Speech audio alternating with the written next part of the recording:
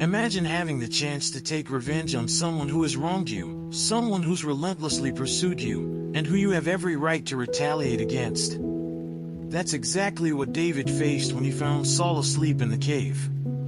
But instead of seeking vengeance, David chose mercy, showing us that sometimes true strength lies in restraint. In a world where payback often feels justified, David's decision challenges us to rethink justice and leadership, teaching us that rising above conflict with wisdom and faith can be the most powerful move of all.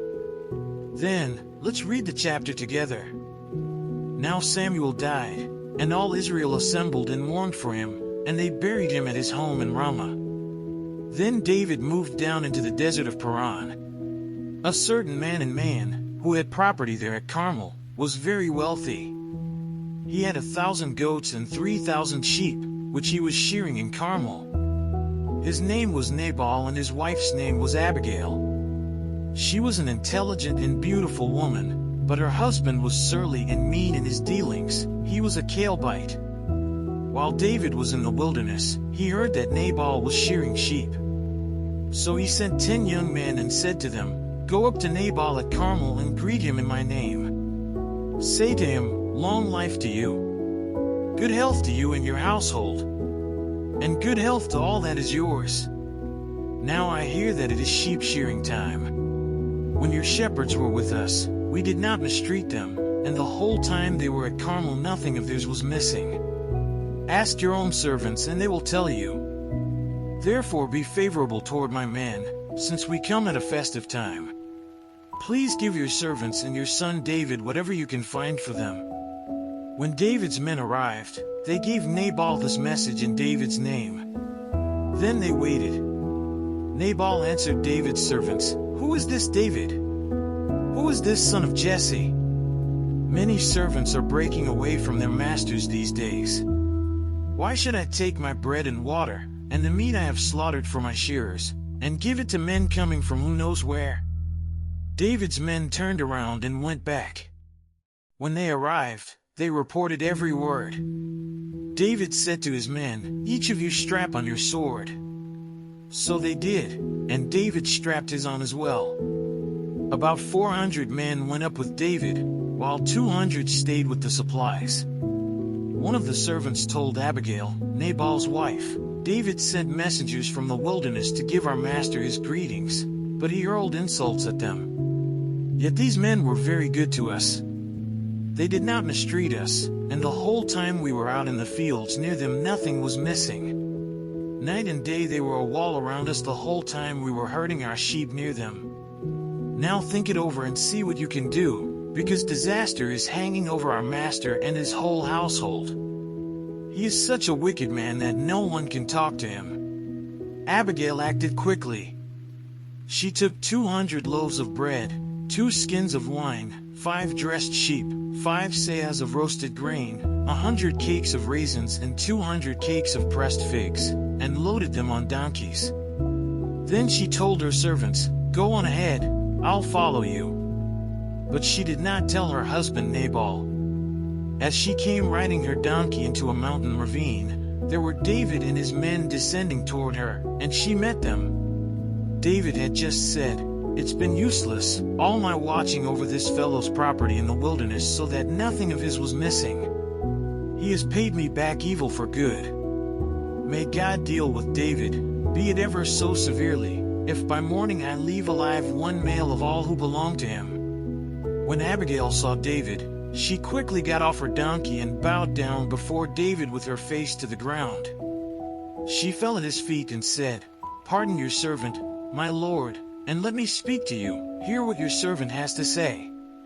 Please pay no attention, my lord, to that wicked man Nabal. He is just like his name. His name means fool, and folly goes with him. And as for me, your servant, I did not see the men my lord sent. And now, my lord, as surely as the Lord your God lives and as you live, since the Lord has kept you from bloodshed and from avenging yourself with your own hands, may your enemies and all who are intent on harming my lord be like Nabal. And let this gift, which your servant has brought to my lord, be given to the men who follow you. Please forgive your servant's presumption." The Lord your God will certainly make a lasting dynasty for my Lord, because you fight the Lord's battles, and no wrongdoing will be found in you as long as you live. Even though someone is pursuing you to take your life, the life of my Lord will be bound securely in the bundle of the living by the Lord your God, but the lives of your enemies he will hurl away as from the pocket of a sling. When the Lord has fulfilled for my Lord every good thing he promised concerning him and has appointed him ruler over Israel, my Lord will not have on his conscience the staggering burden of needless bloodshed or of having avenged himself. And when the Lord your God has brought my Lord success, remember your servant. David said to Abigail, "Praise be to the Lord, the God of Israel, who has sent you today to meet me. May you be blessed for your good judgment and for keeping me from bloodshed this day and from avenging myself with my own hands. Otherwise, as surely as the Lord, the God of Israel, lives, who has kept me from harming you, if you had not come quickly to meet me, not one male belonging to Nabal would have been left alive by daybreak." Then David accepted from her hand what she had brought him and said, "Go home in peace. I have heard your words and granted your request." When Abigail went to Nabal, he was in the house holding a banquet like that of a king. He was in high spirits and very drunk. So she told him nothing at all until daybreak. Then in the morning, when Nabal was sober, his wife told him all these things, and his heart failed him and he became like a stone. About 10 days later, the Lord struck Nabal and he died.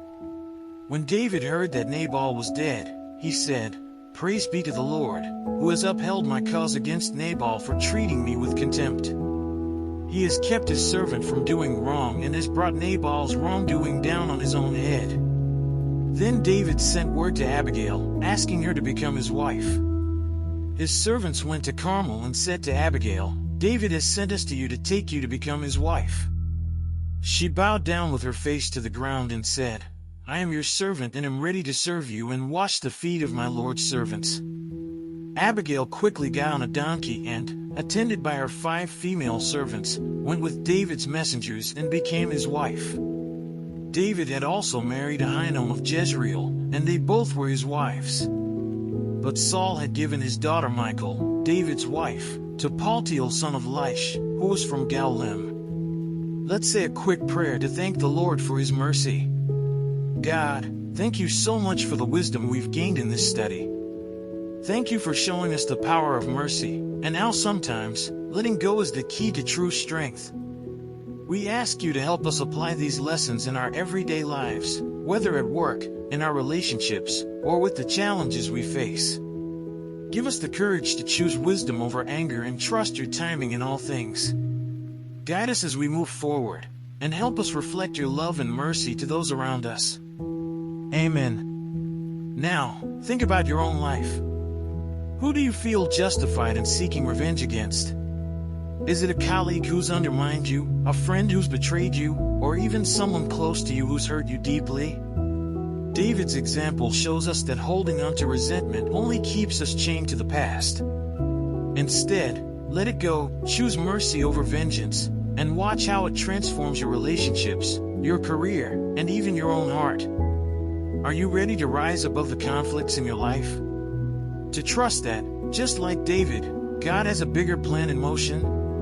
If this message spoke to you, subscribe to the channel, turn on notifications, and dive deeper into these life-changing lessons that could reshape your journey.